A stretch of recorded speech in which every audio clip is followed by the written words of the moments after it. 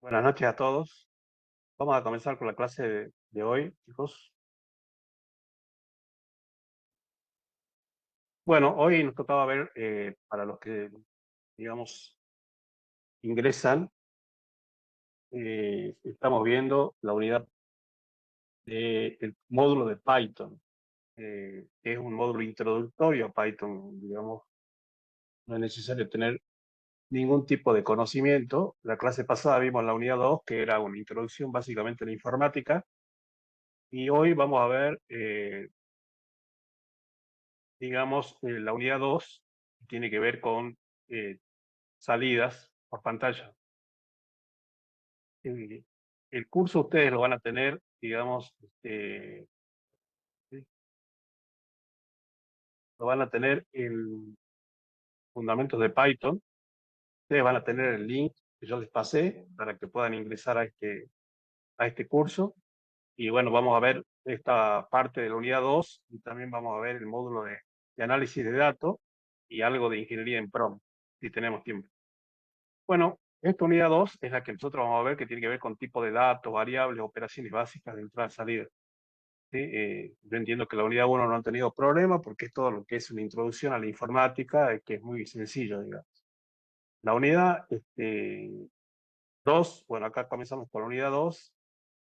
Bueno, lo que vamos a ver es la sentencia o el comando print, que es un comando que tiene Python para poder sacar por pantalla, digamos, el texto, y es el comando que más nos puede ayudar a nosotros para visualizar o poder visualizar, digamos, un texto por pantalla. Bueno, la función print es una función propia de Python, es decir, que ya viene integrada con Python, no hay que hacer nada para, bueno, solamente tienen que instalar un paquete Python, el lenguaje, en su computadora para poderlo tener, y ya el print está dentro del lenguaje Python. Eh, el significado, digamos, de print es imprimir, y básicamente lo que hace es eh, muestra un efecto, causa algún efecto, que en este caso es sacar un texto por pantalla, evalúa un valor y ejecuta, digamos, una función. Bueno, después en la plataforma van a ver que Python tiene funciones incorporadas, que estas funciones ya vienen cuando ustedes instalan Python, como por ejemplo el print, que es para imprimir por pantalla, el len, que es para poder determinar la longitud de un texto, el input, que es para poder pedirle al usuario que ingrese por pantalla, bueno, la suma, que suma el máximo, que calcula el máximo de una serie de números, el mínimo, que calcula el mínimo de una serie de números.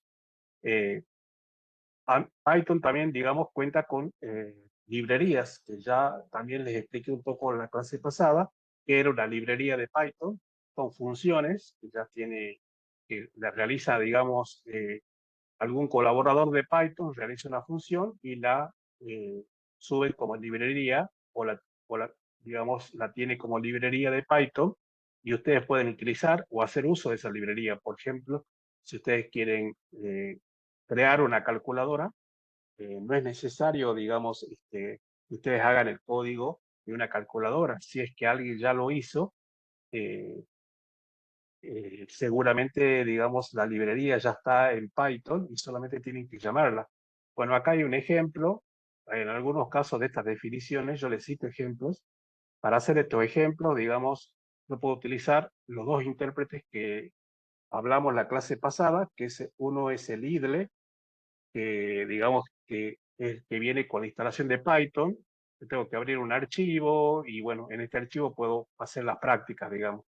Pero como este es un curso orientado, digamos, a la inteligencia artificial, también les hablé que podemos utilizar el Colab, que es un framework mucho más completo, que lo vamos a utilizar porque, bueno, mucho más completo que Dribble, pueden ejecutar, digamos, todo en la nube, pueden configurar su GPU, su CPU, su TDU, un TensorFlow, o sea, es un framework muy completo y está bueno que en la primera clase lo utilicemos. Para utilizarlo, yo puedo, acá a ver, vamos a trabajar acá. Bueno, también les mencioné en la clase pasada que lo que tenemos que hacer es, bueno, entrar con una cuenta en mi navegador, es decir, tengo que tener una cuenta de Google en mi navegador y puedo entrar a lo que es el Drive, digamos, que es el cloud de Google. Y acá en el cloud de Google, digamos, tengo que crear un directorio. Bueno, yo tengo creado acá el directorio Cloud Network y todos estos son los collabs que yo tengo acá y yo puedo agregar uno acá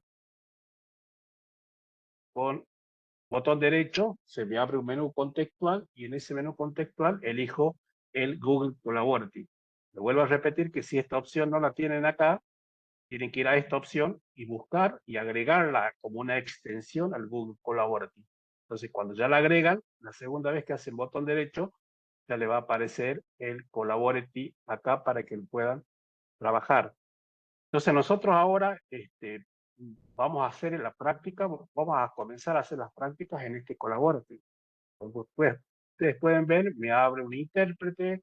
Este intérprete yo le tengo que poner el nombre del archivo, que vamos a poner, por ejemplo, unidad 2, unidad 2, y lo voy a conectar. ¿Por qué? Porque tengan en cuenta que ustedes están trabajando en su computadora con un frontend y el collaborative, es decir, ustedes están trabajando acá en la computadora, pero el collaborative está en la nube, de Google. ¿Sí? Entonces lo tienen que conectar para que, digamos, no se desenlace, digamos, ese archivo. ¿Por qué está en la nube de Google? Porque, bueno, eso es otra de las ventajas que tiene Collaborative. Yo puedo crear código muy complejo acá para que se ejecute directamente en la nube con un determinado microprocesador, con un determinado hardware y no en mi máquina local, porque quizás mi máquina local está muy limitada el hardware, ¿sí? Entonces, en este Collaborative tienen dos líneas, una que son texto, acá le podemos agregar el texto, los textos se agregan, digamos, con el numeral. eh, si yo le pongo un numeral, ya me saca texto preformateado. Por ejemplo, acá le puedo poner práctica unidad 2. Y bueno, ya queda como un comentario. Entonces, donde ustedes pueden ver este botoncito de ejecutar, es una línea de código que sirve para probar líneas de Python. Entonces, nosotros acá, por ejemplo, estamos trabajando acá, este ejemplo podemos copiarlo completamente, porque este ejemplo lo que hace es importar una librería ya creada que es de MAT, que te permite calcular la raíz cuadrada de un número. Se la copio, la llevo acá,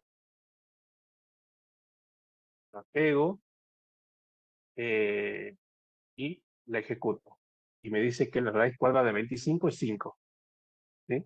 Entonces, ahora agrego otra línea de código para seguir ejecutando los otros ejemplos que tengo acá. Por ejemplo, acá tengo funciones definidas por el usuario, y eso vendría a ser que,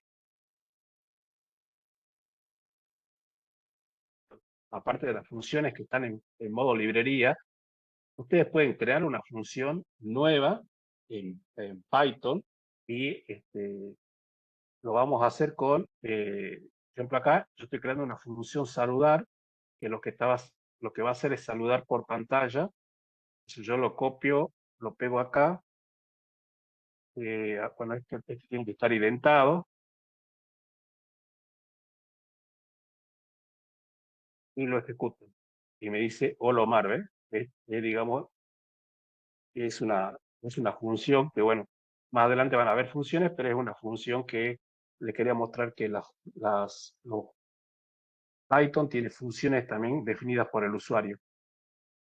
Bueno, respecto a las funciones tienen argumentos y generan un efecto y producen un resultado. Bueno, print es una de esas funciones y print yo lo puedo utilizar para imprimir cadena de texto, números, variables. Si yo coloco print solamente y no le coloco ningún argumento, ningún parámetro, digamos, ningún argumento dentro del paréntesis, lo que va a hacer es generar un none, es decir, nada, no genera nada.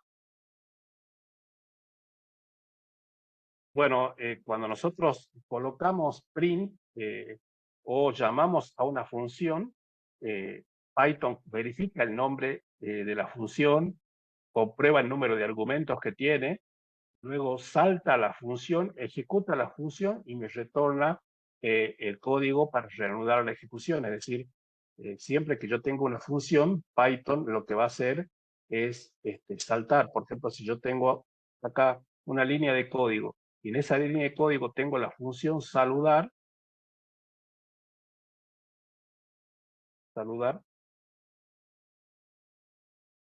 bueno, no tan prolijo, pero tengo la función saludar. El intérprete de Python va a ir a la función saludar, es decir, donde yo tengo declarada la función saludar, va a ejecutar el código y luego me va a retornar para que continúe, digamos, la ejecución del siguiente código. ¿Sí? Bueno, ¿qué efectos tiene la función print? Bueno, en este caso solamente estamos hablando de la función print, toma argumentos, que pueda aceptar un argumento, es decir, dentro de print, dentro de los paréntesis de print, yo puedo colocar un argumento o varios argumentos o una cadena de argumentos y lo envía por pantalla. Bueno, ¿qué argumentos espera la función print? Cualquiera. Print puede operar con prácticamente todos los tipos de datos que ofrece Python, cadenas, números, caracteres, valores lógicos, objetos. Cualquiera de estos puede pasar con éxito a print. Bueno, en print existen los argumentos que son posicionales y por argumento. Los posicionales son los argumentos que indican una posición. Por ejemplo, si yo tengo la función print y tengo un argumento acá, coma, otro argumento acá, coma, otro argumento acá, esos son argumentos posicionales, porque este ocuparía el primer lugar, este argumento ocuparía el segundo lugar y este argumento ocuparía el tercer lugar.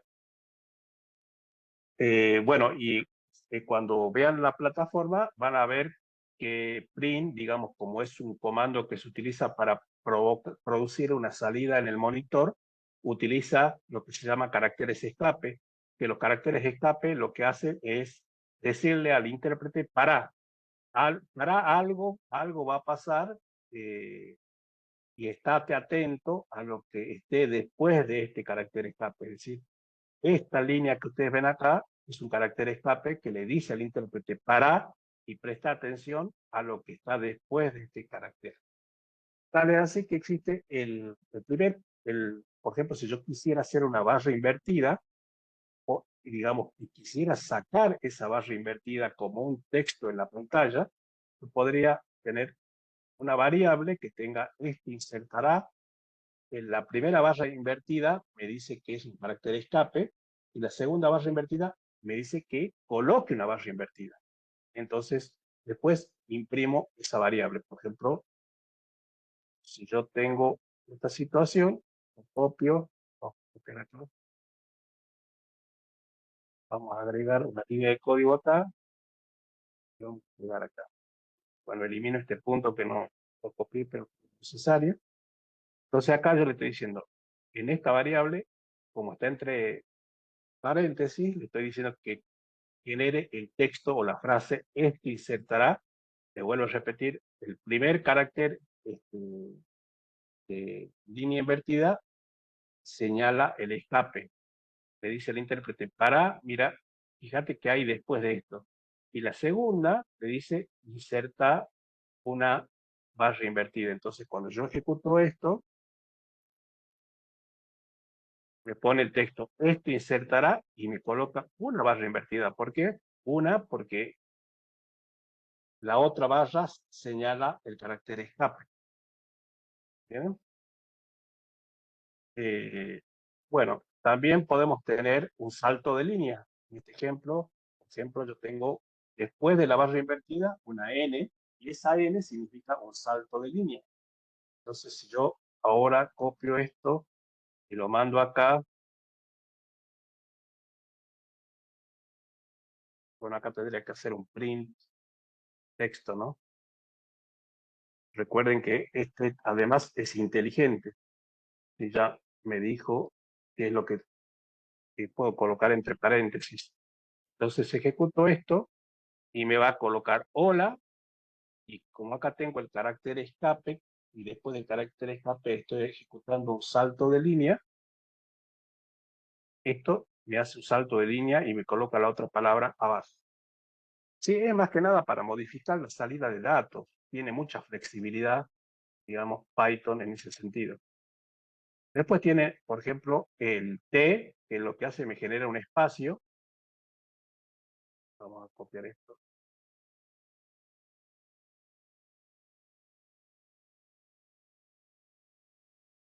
Esto me genera un espacio.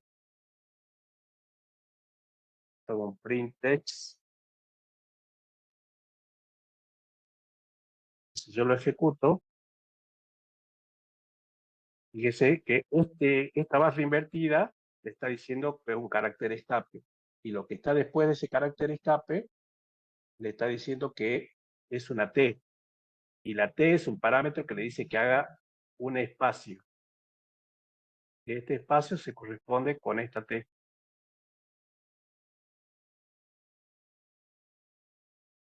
Bueno, bueno, tienen otros caracteres escape para, digamos, poder modificar. Bueno, acá les muestra, digamos, cómo trabajar con print en forma posicional. Digamos que se lo acabo de explicar. La forma posicional es cuando cada uno de los argumentos, digamos, tiene una posición. Entonces, como pueden ver acá, este es un curso, que es la posición 1, D es la posición 2 y Python es la posición 3. Entonces, en ese orden lo va a sacar, ¿sí? Python. Eh, También, digamos, podemos utilizar el parámetro sep, que es de separador. También sirve para modificar la salida de print. Cambia el carácter que aparece entre cada argumento posicional, por defecto es un espacio. Por ejemplo, yo acá tengo el primer argumento, entre comillas, es Python. El segundo argumento es S. Y el tercer argumento es genial.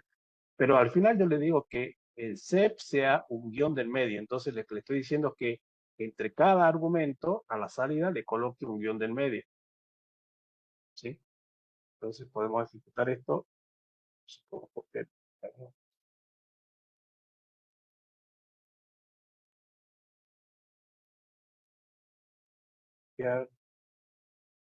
Lo mandamos acá un código. Print Python es genial. Set. Entonces fíjese que el resultado es, le coloca un guión del medio, digamos, entre cada argumento. Y después también tenemos el parámetro en, que en lo que hace es, al finalizar, le coloca, digamos, un carácter. Funciona similar al anterior, es decir, yo tengo acá el argumento hola, que indica la primera posición, Omar la segunda posición, y le estoy diciendo que al final le coloque, digamos, una sonrisa, un emoji, ¿sí? Eh, bueno, es esto.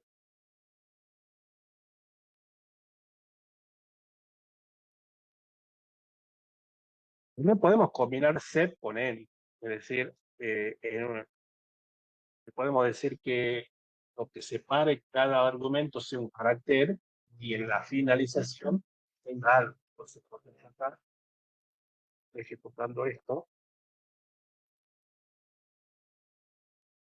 derecho, copiar, lo mando acá al intérprete, creo una línea de código, ejecuto, bueno, tengo una variable, el nombre, en donde está Omar, la edad, 50, la profesión ingeniero de sistema, y cuando yo hago el print, le digo que imprima el nombre, la edad, la profesión, esté separado, digamos, con un espacio en blanco, porque este separador, este T, digamos, es un carácter que me indica el espacio en blanco y que al finalizar, digamos, tenga esto que fíjense cómo me sale, ¿sí? La salida. Bueno, después habla de los literales que acepta Python. Digamos, es un lenguaje de programación muy fácil que acepta literales enteros. que ustedes saben que son números que no tienen parte decimal, flotantes, que sí tienen parte decimal, complejos, digamos, como en la matemática, literales, puede aceptar, digamos, cadenas de varias líneas.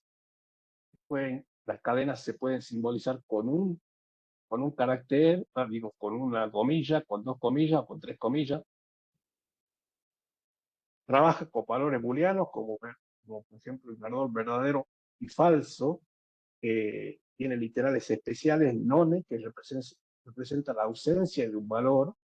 Literales de colección, que tiene que ver ya con estructuras de datos, como por ejemplo listas, que lo vamos a ver seguramente más adelante, tupla, diccionario, conjunto, eso para trabajar con estructuras de datos.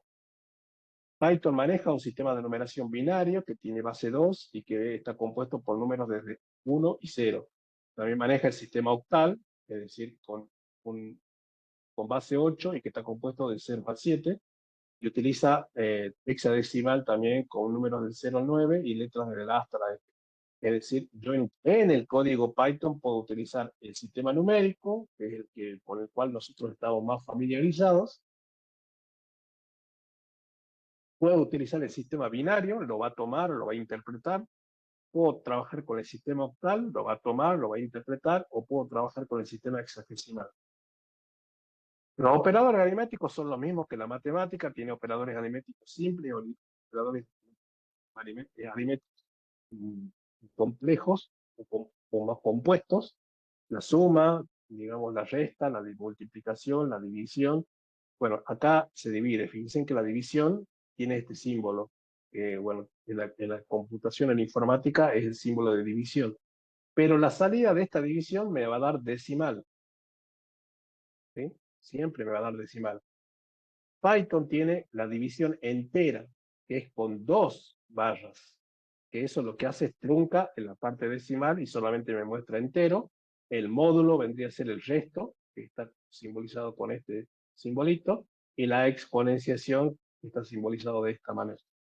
También lo pueden copiar esto, es decir, yo acá tengo una variable A que tiene el valor 10, B3, y después tengo todas las operaciones matemáticas. Entonces, también lo podemos copiar, lo podemos llevar acá para poderlos interpretar. Genero una línea de código, pego y ejecuto. Ah,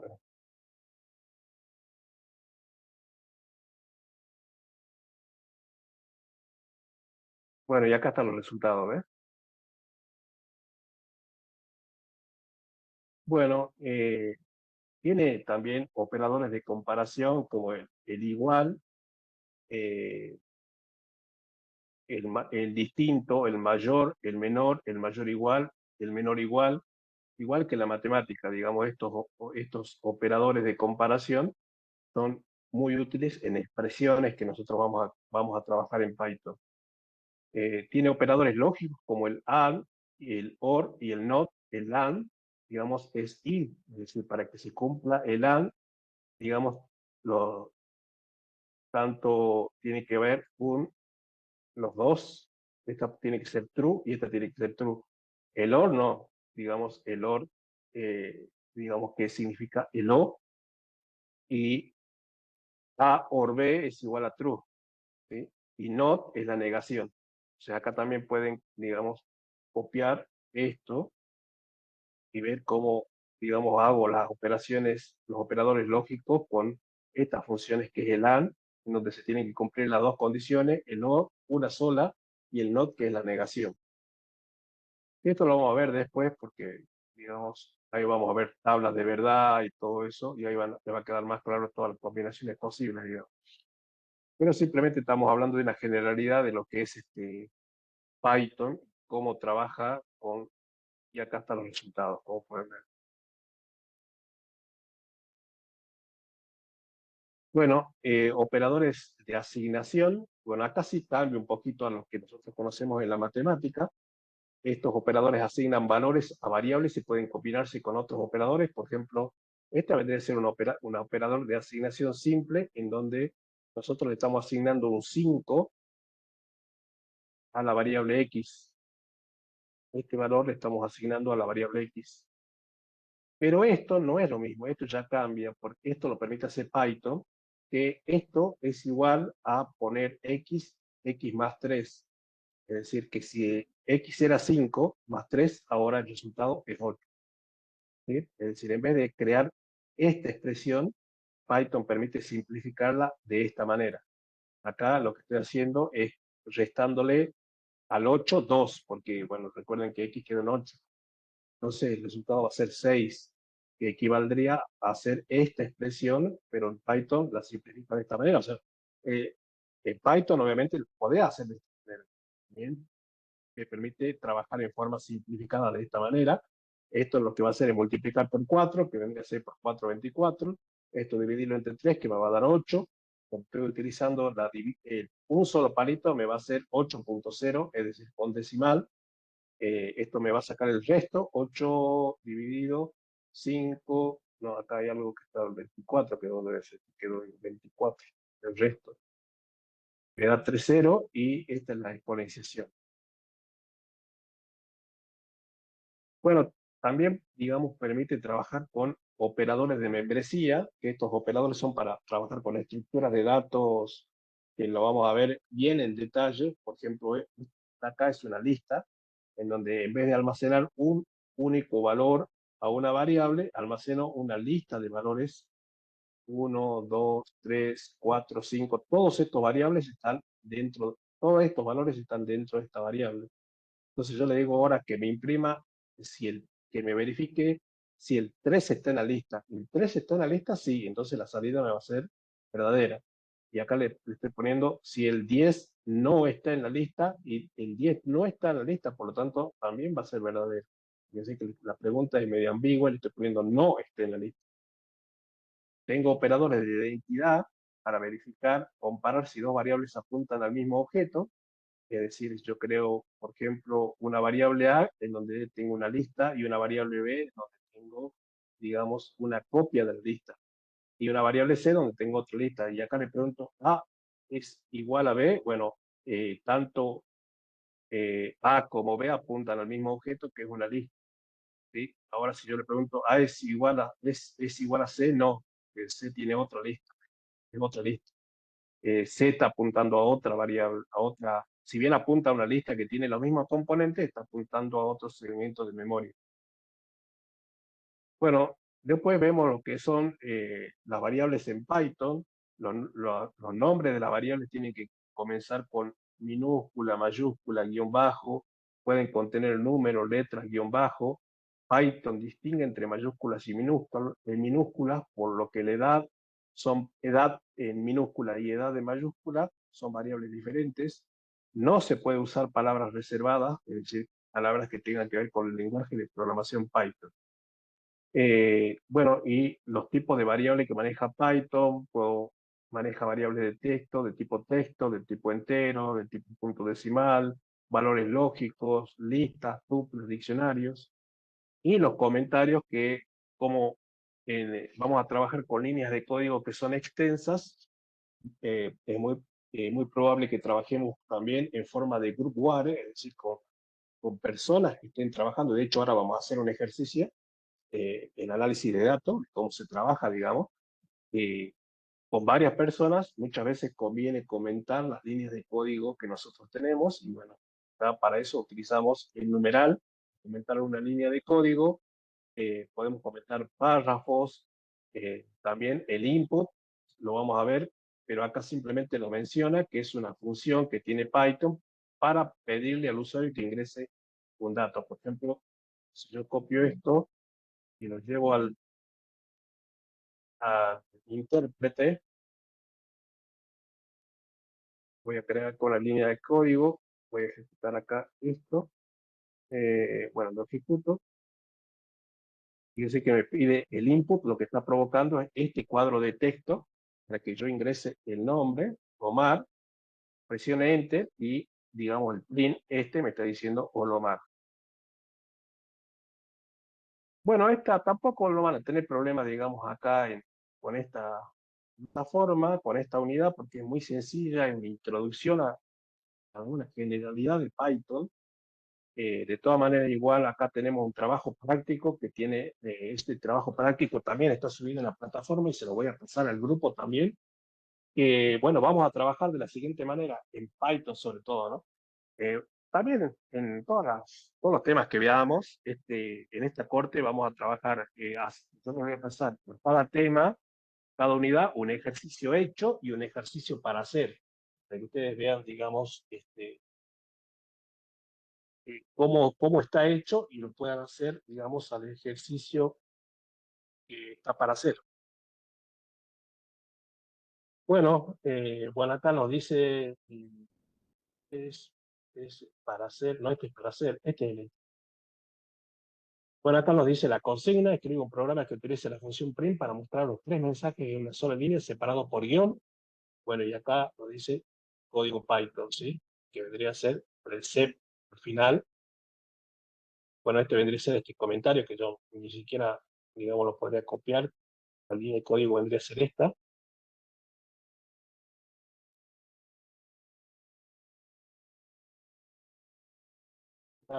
Bueno, acá tengo el primer parámetro, hola, el segundo parámetro, mundo, el tercer parámetro, Python, y el separador le digo que todos estos tres argumentos tengan un guión del medio.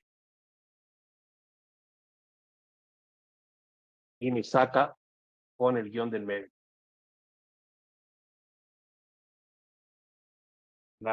El ejercicio 2, digamos, la consigna es escribe un programa que muestre un mensaje de 2 líneas utilizando el carácter escape salto de línea. Acuérdense que este N significa salto de línea.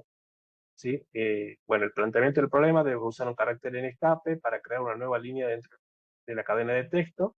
Y bueno, este vendría a ser el salto de línea, el ejemplo del código ya hecho. Copiar, lo mando al intérprete, pongo pegar, lo ejecuto, y fíjense que acá está el salto de línea, ¿ves? Entonces, en la primera línea me pone, esta es la primera línea, el N hace salto de línea y me pone, esta es la segunda línea.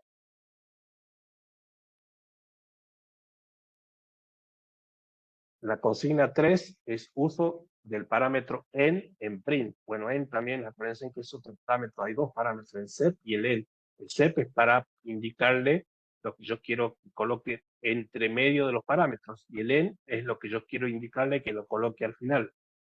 Dice, escribe un programa que muestre dos mensajes en la misma línea utilizando el parámetro en de la función print. Bueno, acá vendrían a ser estas dos líneas que están acá. Fíjense que acá estoy utilizando el en, un espacio en blanco. Entonces, cuando yo lo ejecuto, acá me va a ejecutar, digamos, las dos líneas en una sola. ¿Por qué? Porque él me está diciendo que el separador va a ser un espacio en blanco. ¿Sí? Entonces me ejecutan las dos líneas en una sola. 4, bueno, en el 4 ya tenemos literales numéricos y operaciones aritméticas. La consigna escribe un programa que realice las siguientes operaciones aritméticas: suma, resta, multiplicación, división, exponenciación, utilizando literales numéricos. Bueno, acá tengo que le asigno un 10 a la variable A, un 3 a la variable B, y bueno, va a sumar A más B, va a ser 13, la resta de A menos B va a ser 7, la multiplicación, la división, la exponenciación. Por eso también lo pueden copiar, digamos, si quieren.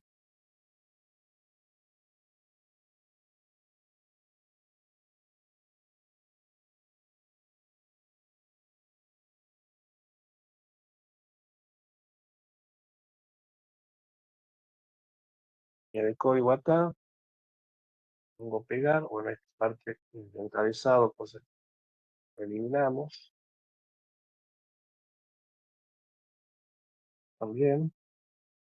Y acá le falta el paréntesis. Suma, resta, multiplicación, división, y acá está. Y ahí está, me saca los resultados de la suma, la resta, la multiplicación, la división, la exponenciación. Literal es cadena. Bueno, acá lo que va a hacer es juntarme dos cadenas. Tengo la cadena 1 que dice hola, es decir, es una variable que tiene un un texto, que es hola, la cadena 2 que tiene mundo, y el resultado, junto lo que contiene la cadena 1 por lo que contiene la cadena 2 y me da el resultado. ¿Está? Puedo copiar, agregar una línea de código acá, pegar, bueno acá, añadir esta parte,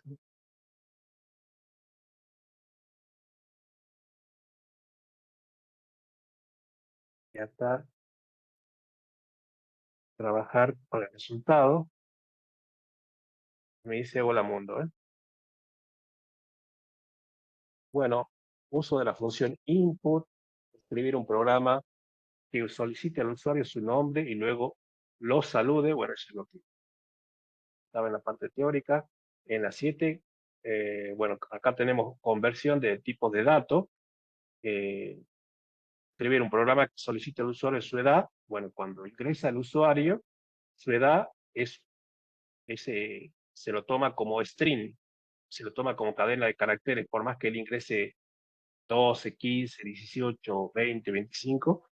Cuando ustedes trabajan con el input, lo que ingresa el input, lo que ustedes colocan cuando solicita el input que ingresen, toma como string, por lo tanto, y dicen que acá lo que hace esta función es convertir a lo que colocó el input, lo coloca, le vuelvo a decir que lo que toma el cuadro de texto del input, no importa qué coloquen ahí, si es lógico, si es entero, si es numérico, lo va a tomar como string.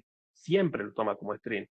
Entonces, con esta función que es el int, antes, digamos, le estoy diciendo que convierta eso a un entero. Es decir, esto me daría un string. Y con esto le estoy diciendo que lo convierta en entero y lo guarde en edad actual. Y luego seguramente le pido que imprima la edad actual. Vamos a copiar,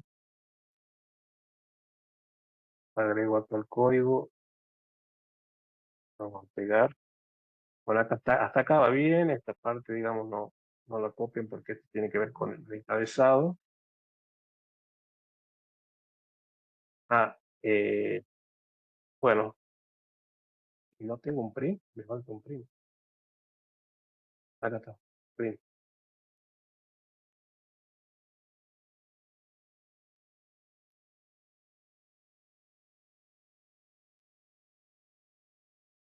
Que lo que va a hacer es básicamente sumarle 10 a la edad que lo suma, que coloque el usuario. Si acá si yo coloco 50, enter, me va a decir en 10 años tendrá 60 años. Le suma 10 a lo que coloca el usuario. Pero lo importante es que sepan que este valor, esto de todas maneras igual más adelante lo vemos profundamente, pero este valor me permite convertir, digamos, el string del input a un valor numérico. Bueno, operadores de comparación para trabajar, para preguntar si un número es mayor que otro. A ver, también acá lo mismo está haciendo, fíjense, está haciendo el input y está convirtiendo entero. ¿Sí?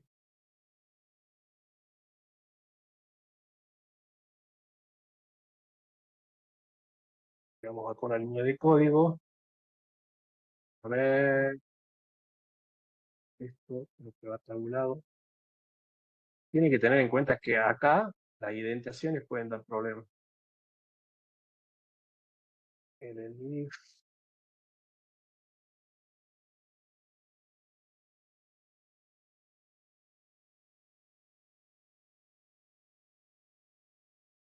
bueno, acá dice ingresa el primer número, supóngase que es 40. El segundo número, 25. Y luego bueno, dice 40 es mayor que 25. Nada más.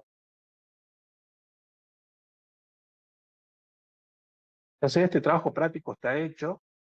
Acá tienen el tema de valores lógicos, las variables y tipos de datos, la consigna. Escribe un programa que declare variables de diferentes tipos de datos, como entero, flotante, cadena, booleano, y muestre su tipo utilizando la función type. Entonces yo acá escribo un entero, acá escribo un flotante, acá escribo una cadena de caracteres, acá un valor booleano y después lo muestro.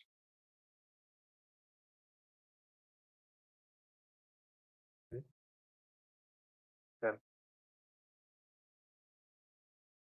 Agregamos y pegamos. Como esta no tiene estructuras, me muestra acá el tipo de dato. Este es un entero, este es un float, este es un string, este es un boolean. Bueno, estos ejercicios son los que tienen, digamos, esto tiene, los 10 ejercicios están hechos. Y después tienen que hacer ustedes este, que digamos que es para hacer, eh, que es básicamente similar al anterior, pero digamos ustedes lo pueden, lo van a ver en PDF, pero lo pueden hacer en un Word, ¿sí? Si quieren lo convierten al PDF Word o copian y pegan y lo hacen en Word para explicar, digamos, los resultados, ¿no? Del código. Y también, digamos, lo pueden hacer, digamos, es importante que lo razonen, pero también lo pueden utilizar con la inteligencia artificial. Entonces yo copio las consignas que están acá y dijimos que en lo general, por lo general, en este curso nos vamos a acostumbrar a trabajar con quién, con DeepSeek para código, ¿sí? Porque tiene, digamos, mejor explicabilidad. Entonces ahora pegamos acá, hay un programa que utiliza la función print y enter. Bueno, obviamente DeepSeek me lo va a hacer. Lo que tendría que agregarle a este prompt es que, bueno, si me lo hace, yo no voy a entender nada, ¿no? Pese que acá DeepSeek, por eso les digo que trabajen con DeepSeek, porque genera una explicación, pero es mucho más completo si yo le digo que en el prompt, digamos que utilice la función para mostrar abajo, punto, le pongo, coméntame cada línea.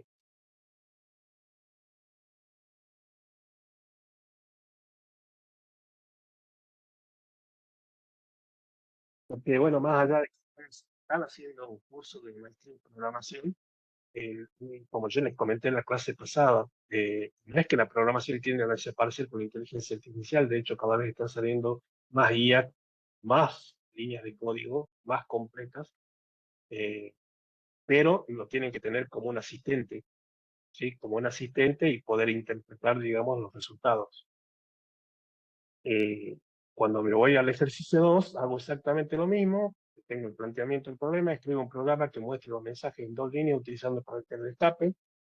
Bueno, acá tengo una guía para que yo lo pueda hacer por mi cuenta, pero si no, lo puedo pedir a la guía. A ver, veamos algo más complejo. Escribe un programa que utiliza las siguientes operaciones aritméticas: suma, multiplicación, división y exponenciación. No puedo copiar esto, darlo a DeepSeek. Y acá, al final, le podría poner, explícame cada línea de código.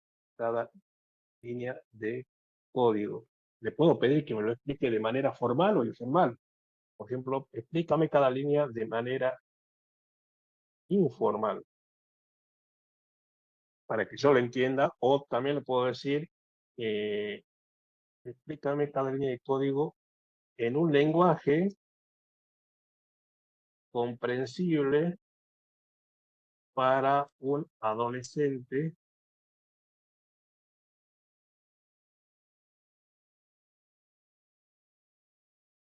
de 16 años. Es decir, el formato de salida siempre lo ponen ustedes, ¿sí?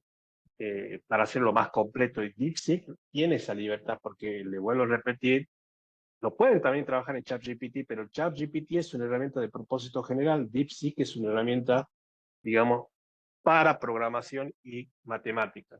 Entonces, trabaja mejor, tiene un rendimiento mejor, explica mejor, y como pueden ver ahí está bastante bien explicado, no se puede perder, digamos. Y así trabajan y pueden completar el trabajo práctico. Ahora, si ustedes lo quieren hacer por su cuenta y después verificar con inteligencia artificial, le vuelvo a repetir, la idea es que ustedes lo entiendan, que tomen estas herramientas como si fuesen asistentes de guía, digamos, nada más. Eh, bueno, no sé si quiere hacer preguntas para que pasemos a análisis de datos.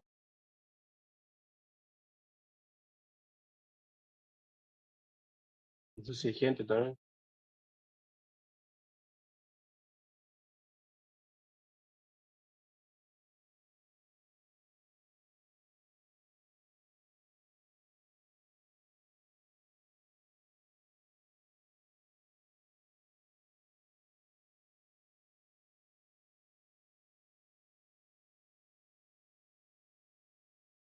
Hacemos análisis de datos.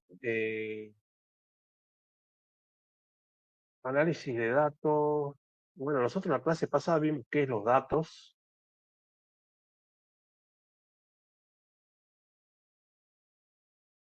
Y hoy vamos a ver la unidad 1 de análisis de datos. La unidad también, digamos, ya le pasé. Y bueno, César, hoy que te integraste, seguramente te voy a pasar los enlaces de todos los módulos del curso. Pero también este curso de análisis de datos también ya está habilitado para que ustedes se puedan sumar. Data, data Analysis. ¿Sí? Nada más que tengan en cuenta que este curso está en inglés. Entonces tiene que habilitar el Translate para poderlo leer y habilitar acá el traductor para que lo vean o puedan leer en español.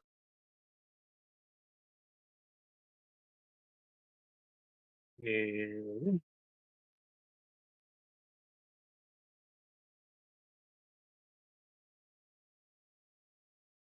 Convertido a español. Vamos a ver este módulo que es proyectos de análisis de datos. Obviamente ustedes lo van a leer y yo les voy a pasar ahora la presentación. Eh, bueno, una introducción a la revolución de análisis de datos. Vamos a ver la evolución histórica del análisis de datos, del estadístico tradicional, de la ciencia de datos moderna, la importancia actual del análisis de datos en la sociedad y en los negocios, factores que impulsaron esta evolución, como por ejemplo el aumento en el volumen de datos, el Big Data, los avances tecnológicos en lo que es la computación, la nube y el hardware, el desarrollo de algoritmos de aprendizaje automático.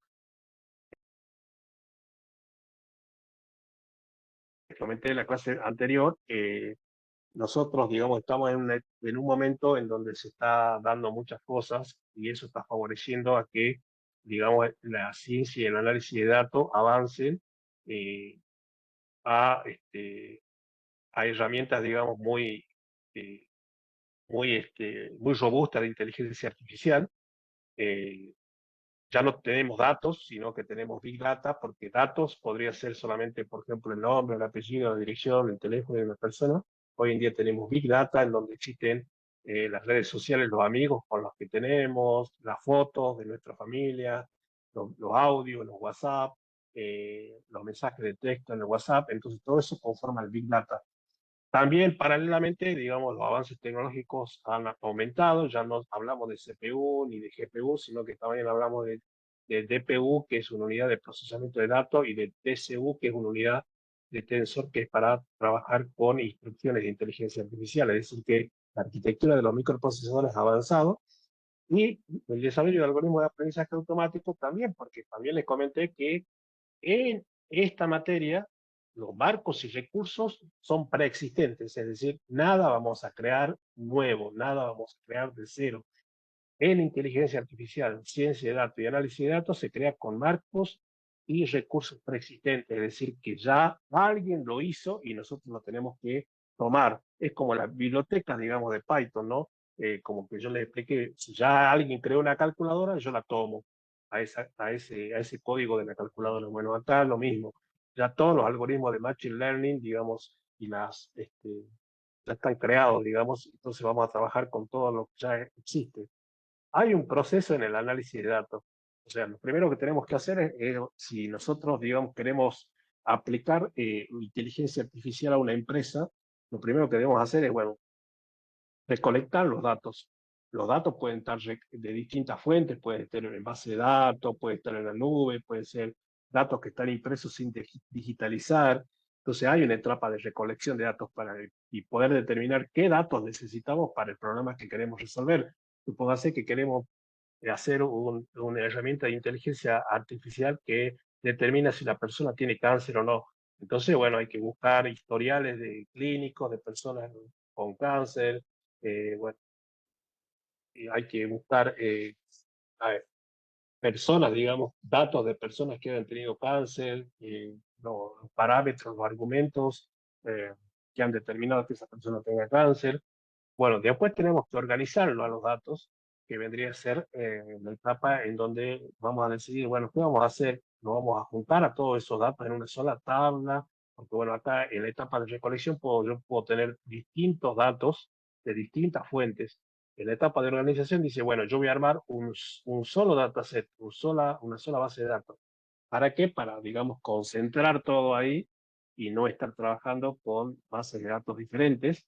Y luego viene la etapa de análisis, que lo que vamos a hacer es determinar, digamos, qué patrones podemos encontrar en este dataset que nos pueden ayudar a determinar si una persona tiene cáncer o no. Eh, bueno, para eso es importante identificar tendencias, es decir, tiene que identificar bien o muy en claro qué es lo que queremos hacer con la herramienta de inteligencia artificial. ¿Qué queremos? Queremos determinar si una persona tiene cáncer o no. ¿Cáncer de qué? Cáncer de pulmón, por ejemplo. Bueno, tiene que estar bien estrecho y bien definido el objetivo que lo que queremos lograr. Después viene el data wrangling. El data wrangling lo que hace es, bueno, procesar los datos. eh, ya en la etapa anterior ya a los datos los junté, entonces ahora lo que voy a hacer es procesarlos. Procesarlos significa, digamos, darle una estructura, darle un formato, verificar que el formato esté correcto y donde dice fecha, que, donde dice la columna fecha, que tenga datos de tipo fecha. Donde dice, por ejemplo, que es un importe, tenga datos de importe, es decir, en float. Y después hay que limpiar los datos, es decir, ¿por qué? Porque toda esta base de datos que yo tengo acá, yo la junté y bueno, tiene mucho ruido. Ruido se llama que tiene datos que están sucios y que pueden alterar el resultado. Entonces, en la etapa de limpieza se hace eh, la limpieza de esos datos. Bueno, nosotros en este curso vamos a ver muchas herramientas con las cuales podemos limpiar. De hecho, Python es lo mejor, pero ¿qué significa limpiar? Y bueno, eliminar valores duplicados, eliminar celdas vacías. ¿Qué vamos a hacer con las celdas vacías? ¿La vamos a eliminar o le vamos a colocar un promedio para que no altere el resultado? ¿O le vamos a colocar una desviación estándar? ¿O le vamos a colocar un valor cero?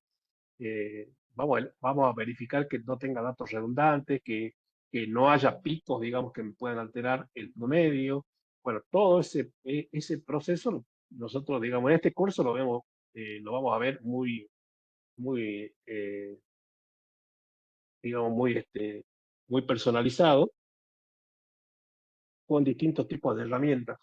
Es donde más, digamos, es lo que más cuesta es limpiar. ¿Por qué? Porque ya en la etapa de transformación yo tengo que ver, digamos, si ese conjunto de datos es, eh, es necesario para poder hacer el análisis de lo que yo quiero, que es determinar si una persona tiene cáncer o no.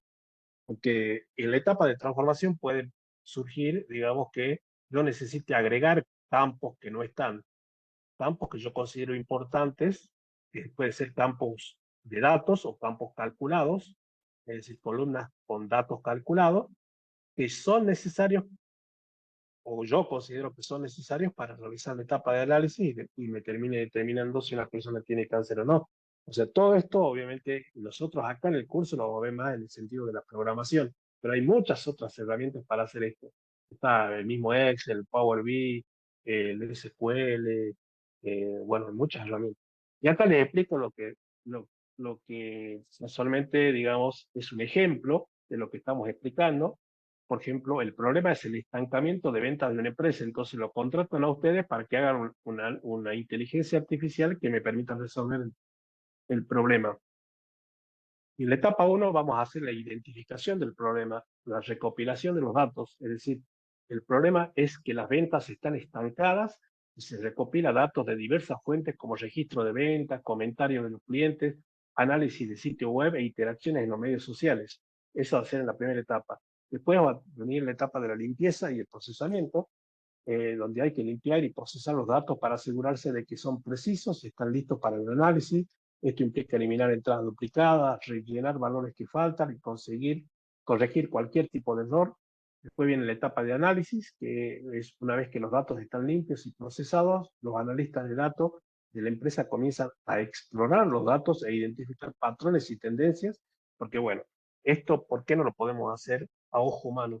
Porque precisamente no estamos hablando con una base de datos, estamos hablando de Big Data, es decir, estamos hablando de millones de datos y millones de registros, digamos, porque eso ya cambió, no es como la base de datos que nosotros conocemos del Excel o del SQL. Son datos muy complejos con millones de registros en donde necesitamos un algoritmo que analice esos datos y poder determinar las relaciones o los patrones que son importantes en esos tipos de datos. Luego, bueno, al finalizar, extraer conclusiones basándose en el análisis. Los análisis ofrecen recomendaciones para mejorar la satisfacción de los clientes y aumentar las ventas repetidas. Sugieren que la empresa invierta en las mejores opciones de envío e implante un proceso de control de calidad más estricto. Por eso puede ser el resultado, ¿no? Y luego implementar los cambios y medir el impacto. Es decir, bueno, la IA me está diciendo que mejore los procesos de control de calidad, que sean más estrictos, y bueno, si yo hago eso como la toma de decisiones del dueño de la empresa, después tengo que ver, digamos, si el impacto es realmente esperado, ¿no? Es decir, aumentó las ventas, digamos. Bueno, en la unidad uno van a leer que hay distintos tipos de análisis. Tenemos un análisis descriptivo que pregunta qué pasó. Es decir, para eso yo me tengo que basar en datos históricos. Por ejemplo, consultar a los clientes, preguntar a los clientes, si tengo una base de datos, de opiniones. De eso se trata el análisis descriptivo. Es decir, responde a preguntas, ¿qué pasó? ¿Por qué bajaron las ventas?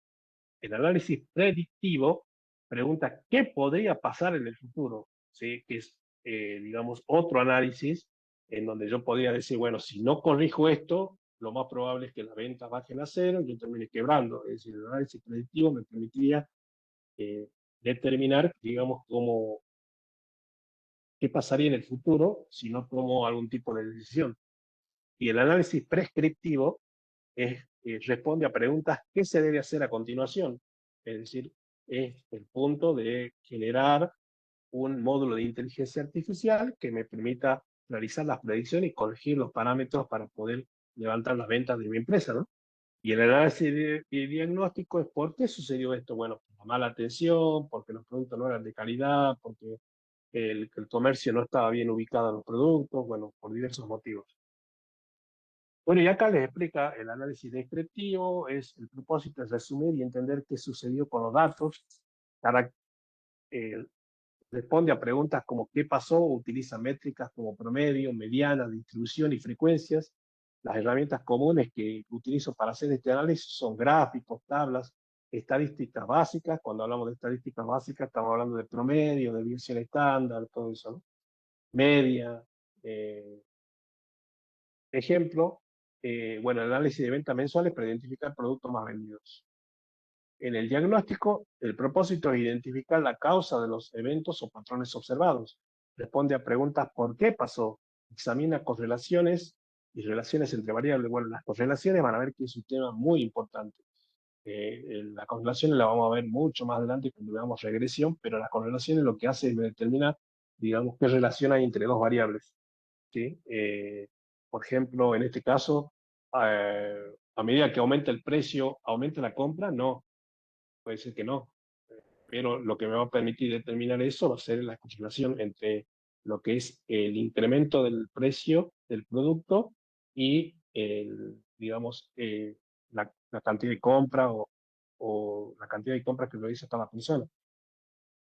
Bueno, en este caso sí requiere, digamos, análisis de regresión, segmentación de DASO, DOW, que eso, digamos, es para determinar relación entre dos variables. Y la pregunta podría ser acá, investigar por qué hubo una caída de ventas en invierno, por ejemplo. El análisis predictivo utiliza datos históricos para prever resultados futuros. Responde a preguntas ¿qué podría pasar? Utiliza modelos estadísticos, algoritmos de machine learning y minería de datos. Bueno, acá es donde nosotros vamos a desarrollar un algoritmo de machine learning que me va a permitir determinar qué podría pasar hoy, por ejemplo, en marzo del 2025, qué podría pasar a julio del 2025. ¿Sí? Y en función de eso, bueno, determinar qué decisión tomo. Eh, el análisis prescriptivo surgen acciones basadas en datos para obtener resultados deseados. Características responde a preguntas como ¿qué debería hacerse? Combina técnicas de análisis predictivo y de optimización. Es común en inteligencia artificial y sistemas de recomendación. Por ejemplo, sugerir el nivel de inventario óptimo para maximizar los beneficios y minimizar los costos. Bueno, todo esto vendría a ser los análisis que vamos a realizar todas estas etapas con nosotros en este curso, mucho con programación Python. En el otro curso que doy, bueno, ahí le doy mucho otras herramientas, ¿no? como Power BI, SQL. Bueno, acá también algo vamos a ver, pero vamos a puntualizar más que nada en Python. Bueno, para hacer todo esto que estamos viendo, todo este análisis, utilizamos lo que se llama el análisis exploratorio de datos o EDA, que, digamos, la idea o el objetivo es descubrir patrones, relaciones y anomalías de los datos. No tiene una pregunta específica, busca conocimiento general del dataset, requiere herramientas de visualización, como gráficos, diagramas de dispersión, histograma, y bueno, muchas veces, digamos, en los datos, por más que nosotros utilicemos algoritmos matemáticos para poder encontrar patrones en los datos, las relaciones que en esos patrones, no los encontramos. ¿Por qué? Porque, bueno, puede ser que los datos tengan mucha dispersión y por eso siempre en el análisis exploratorio de datos también es necesaria la visualización de los datos, es decir, graficar. Graficar, obviamente, está la herramienta Excel, digamos, que nosotros conocemos para poder graficar los datos y poder interpretar los resultados, pero también, digamos, en este curso de Python vamos a ver bibliotecas como Matplotlib, que es una biblioteca que me permite realizar gráficos, digamos, muy avanzados, mucho más que Excel. Por ejemplo, nosotros acá podemos poner acá documentación de Matplotlib. Y acá tenemos el documento de Matplotlib. Y acá me puedo ir a ver, no sé si están acá las Matplotlib o Seaborn o o Seaborn, pongamos Seaborn, que está más fácil. Seaborn. Bueno, y acá en el Seaborn, que es otra biblioteca, fíjense la cantidad de gráficos que nosotros que vemos, y obviamente estos gráficos me sirven para poder interpretar los datos. Si yo quiero, por ejemplo, un gráfico de violines o un plot, hago clic acá y bueno, me explica de qué es este gráfico y ya el código está hecho. Todo esto está hecho en Python. ¿Sí? Yo lo que tengo es copiarlo y pegarlo. De eso, lo vuelvo a repetir y soy muy insistente en esto porque en todos lados lo van a ver, no es que solamente lo invente yo. En inteligencia artificial se trabaja con marcos y recursos preexistentes, no se inventa nada. ¿Por qué? Porque, bueno, hay algoritmos o módulos de inteligencia artificial que son muy críticos. Por ejemplo, yo para la salud, por ejemplo, para determinar si una persona tiene cáncer o no, digamos, no me puedo poner a investigar de cero, porque, digamos, el resultado de esa herramienta de inteligencia artificial es muy crítica, puede perjudicar o puede dañar a la gente. Entonces tengo que estar muy seguro, por eso digamos que por ahora en esta era, digamos, de la inteligencia artificial, se utiliza con todo ya, digamos, con formatos, marcos, recursos preexistentes. Bueno, entonces estamos. Bueno, el proceso de análisis de datos, definición del objetivo, la obtención de los datos, la preparación de los datos, la exploración de los datos, el análisis de los datos, la interpretación, la visualización, la toma de decisiones, el monitoreo y la actualización. Este es un proceso, digamos, que lo vamos a ir viendo por etapa y vamos a ir haciendo la práctica, digamos, con distintos casos de uso. Bueno, la definición del objetivo es qué se quiere lograr. ¿Qué quiero determinar si una persona tiene cáncer de pulmón o no? O, por ejemplo, determinar los factores que influyen en el aumento de la venta de un producto. En la recolección de datos, bueno, voy a utilizar bases de datos, sistemas ERP, CRM, fuentes externas, API, datos públicos, tablas estructuradas, con datos estructurados, tablas no estructurados, imágenes, texto. Para eso vamos a trabajar con herramientas como Python. Bueno, Python es la más poderosa, pero existen otros lenguajes de programación también para trabajar en la parte de análisis de datos como R, Julia, Scala, Java, JavaScript. En la limpieza de datos vamos a asegurar la calidad de los datos, eliminar duplicados, corregir errores, manejar datos faltantes o valores atípicos, transformar los datos para que estén en el formato adecuado.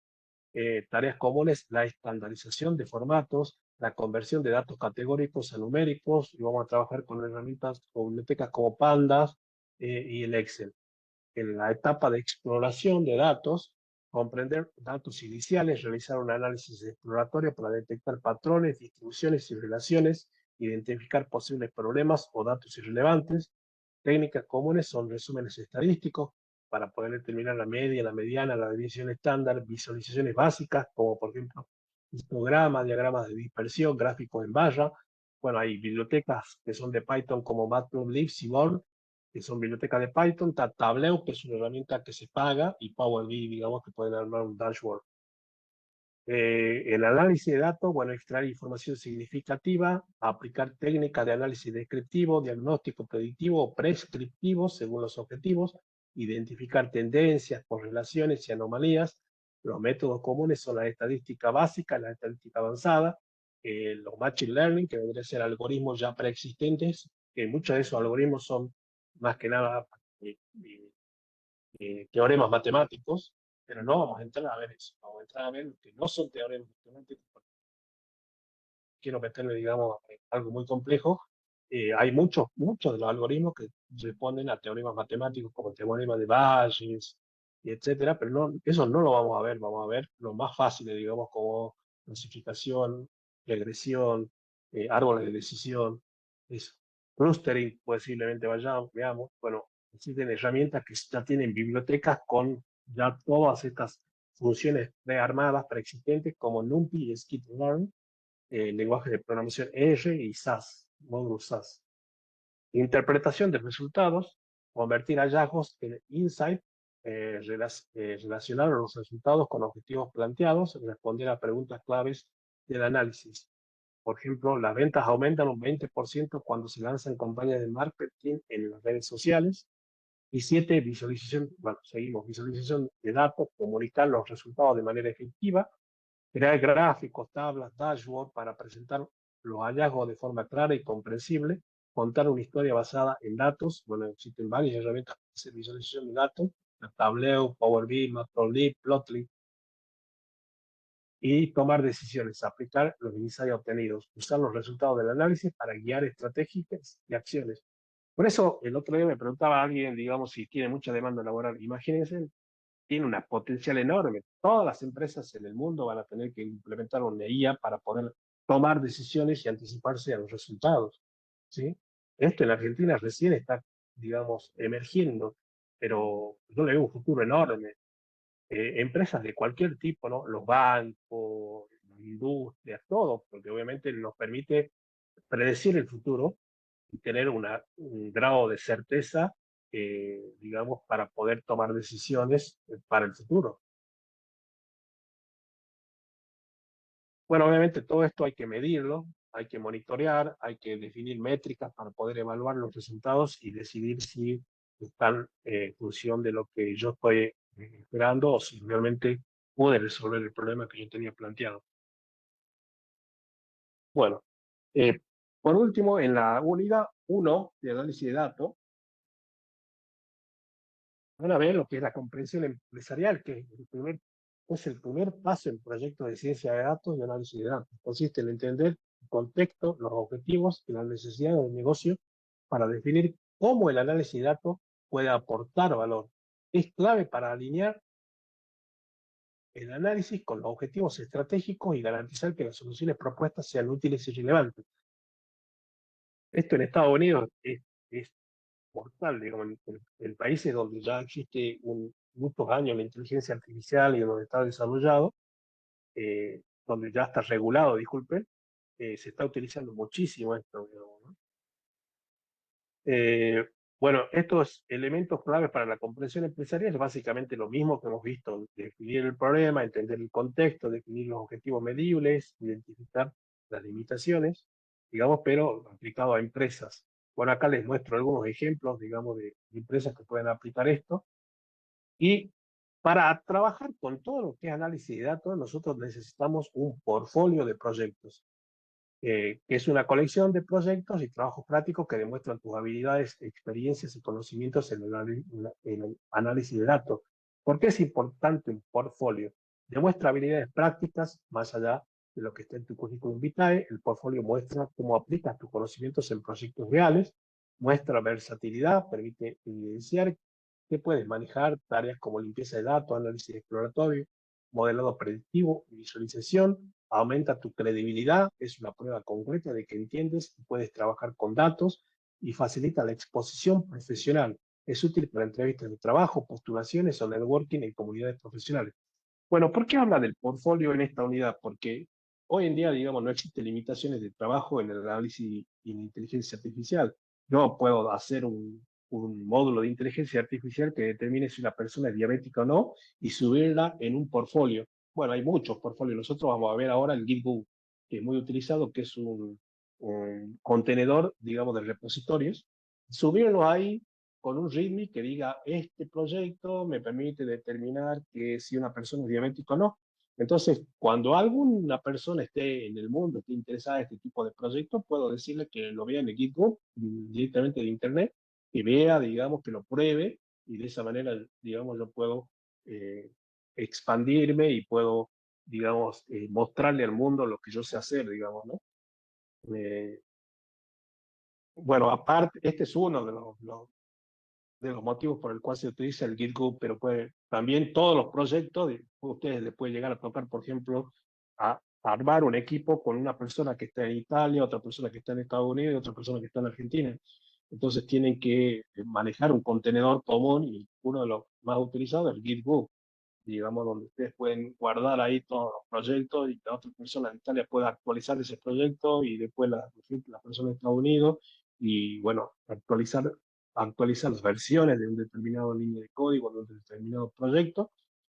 Bueno, esa es la idea de mostrarle esto en la unidad uno de lo que es el análisis de datos. Bueno, y bueno, acá tienen un trabajo práctico que es crear un repositorio y trabajar con ese repositorio, que es lo que vamos a hacer ahora. Pregunta de la parte de esta, chicos teóricos.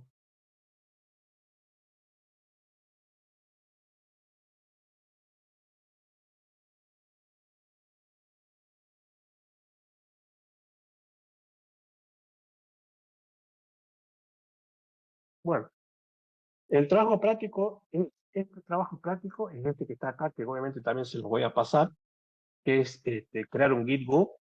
No sé si tienen cuenta en GitHub. GitHub es un repositorio donde ustedes guardan todos sus proyectos.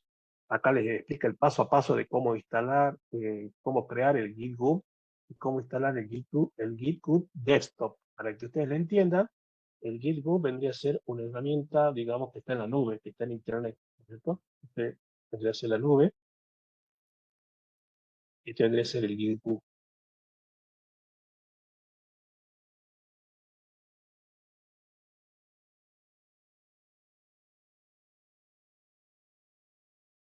Acá ustedes acá en Argentina, otra persona estaría en Italia, otra persona estaría en Estados Unidos y todos los tres conforman un proyecto. Entonces el proyecto estaría acá, en la nube. Y ustedes deberían replicar las carpetas y los archivos que tiene este proyecto en su computadora. Y eso lo hacen con el GitHub Desktop. Todo esto es gratis. Bueno, tiene sus limitaciones así como todo, ¿no? O sea, no, el GitHub después, digamos, si es que ustedes quieren más espacio, quieren inteligencia artificial, quieren sumarle funcionalidad, ya tienen que pagarlo, digamos. Pero básicamente, digamos, tienen que tener una cuenta en el GitHub y bajarse el GitHub Desktop para instalarlo en su PC. Entonces, de esa manera ustedes bajan el proyecto a su PC, actualizan en su PC, crean línea de código, lo prueban, lo ejecutan, avanzan con el proyecto y luego lo replican y lo suben acá al GitHub y ahí queda. Entonces, el día de mañana viene el de Italia, hace lo mismo, descarga todo el proyecto en su computadora, actualiza, genera código, aumenta, lo prueba bien y una vez que esté listo, lo vuelve a subir acá. Entonces, el de Estados Unidos después entra, descarga el proyecto, también lo actualiza, crea líneas de código, todo eso, y cuando está listo lo vuelve a subir y así es como se va trabajando. Es como si fuese un control, un organizador de las distintas versiones de un proyecto que lo pueden tener integrado todo en la nube. Eh, bueno, para eso yo tengo que tener la práctica, tengo que abrirme una cuenta en el GitHub, que es github.com.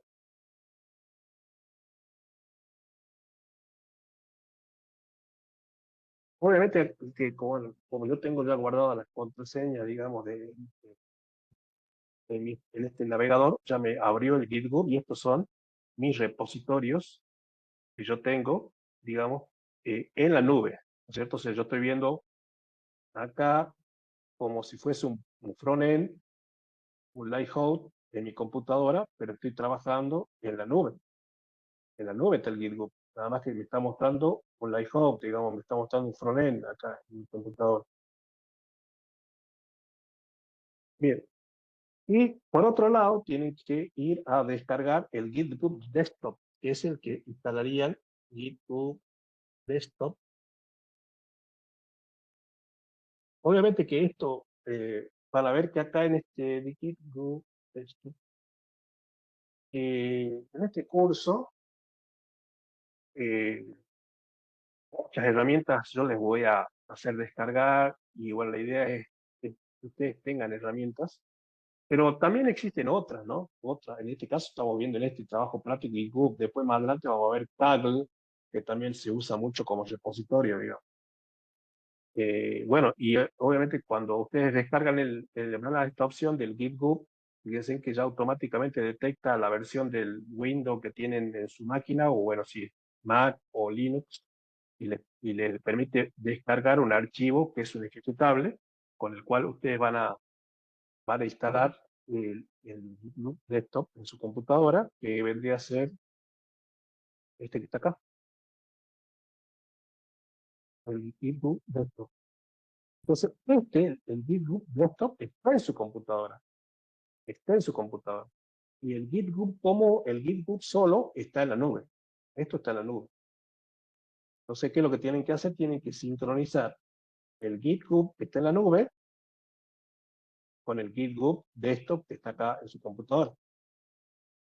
¿Sí? O sea, le vuelvo a repetir, esto se instala, es un ejecutable que se instala en su computadora. En cambio, el GitHub no, tiene que tener una cuenta en el github.com y listo, nada más. Eso es todo.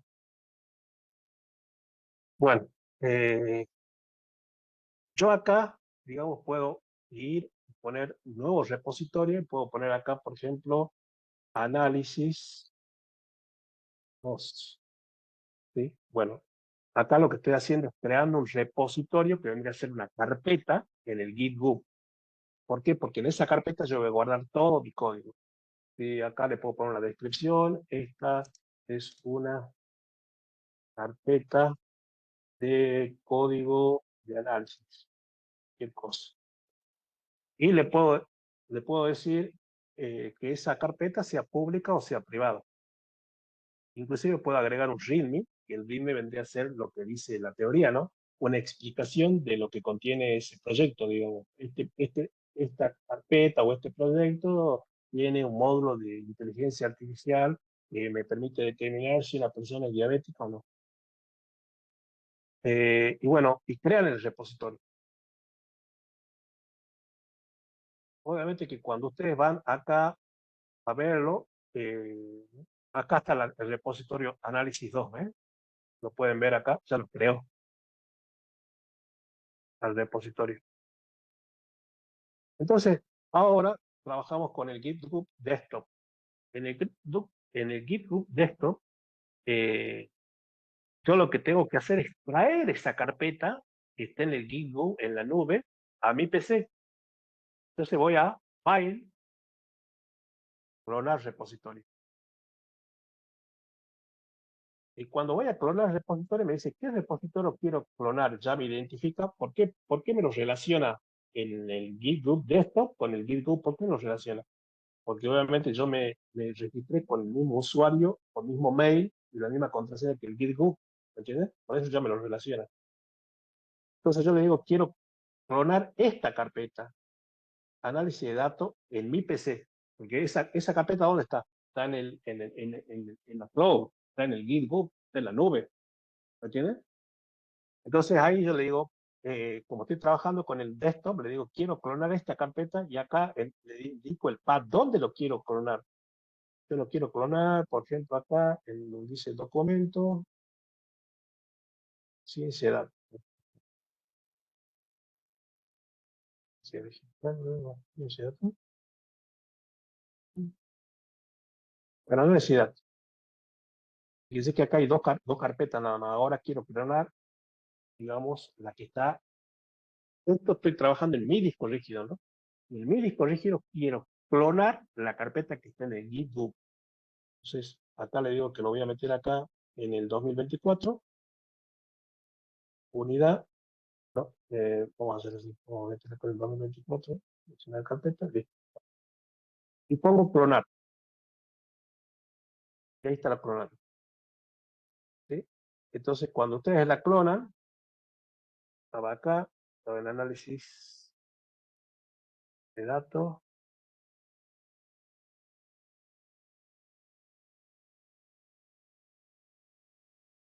2024, acá está, ¿ves?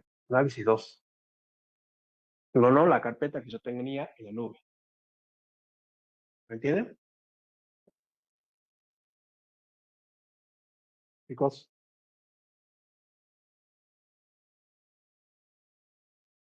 Bueno, ahora hagamos al revés. Hagamos de cuenta que yo quiero clonar la carpeta que yo tengo en el GitHub. Es decir, en mi computadora creo un repositorio. Entonces me voy a File, nuevo repositorio, y acá le puedo poner análisis 3. Descripción, le digo acá que lo voy a crear acá en, la carpeta esta de análisis de datos 2024. ¿Tá? Es decir, este ejemplo es creando una carpeta en mi PC y replicarla al GitHub arriba. En el anterior creamos en el GitHub una carpeta y la replicamos a mi PC. ¿Sí? Bueno, le asigno un nombre, la ubicación, dónde se va a guardar en tu PC. Le podemos decir que se inicialice con un readme o no. El get ignore es para, digamos, si queremos que ignore algo, y le ponemos create repository. Bien, se creó esa carpeta, seguramente acá.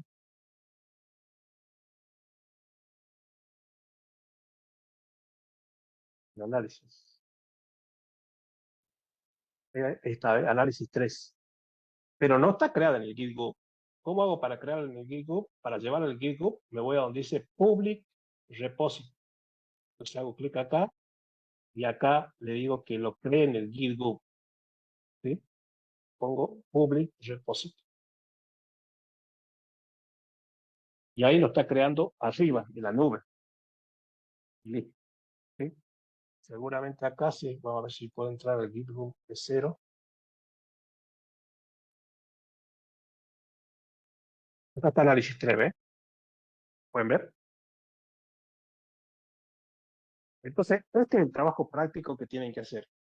Tienen que crear una carpeta en la nube y replicarla a su PC, y luego tienen que crear una carpeta en su PC y replicarla en la nube.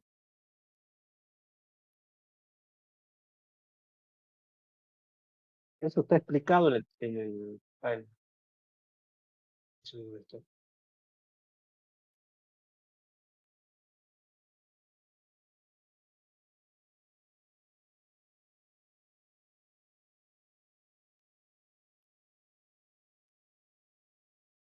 el trabajo práctico de la clase 2, está explicado acá, en este trabajo práctico. También se los voy a pasar. Bueno, acá le digo cómo crear una cuenta en el GitHub, luego cómo descargar GitHub Desktop en su PC, y bueno, cómo clonar los repositorios, ya sea del GitHub, su PC, y de su PC al GitHub. ¿Me entienden, chicos?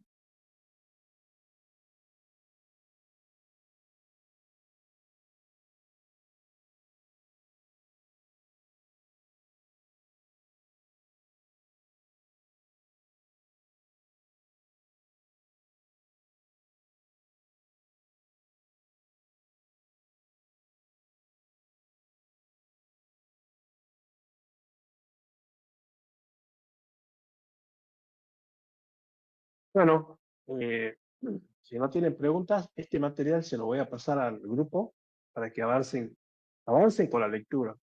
Avancen con la lectura de Python y de análisis de datos, que digamos los dos módulos que estamos comenzando. Eh, Avancen con la lectura y bueno, seguimos la clase que viene. Si no tienen preguntas, buenas noches, chicos.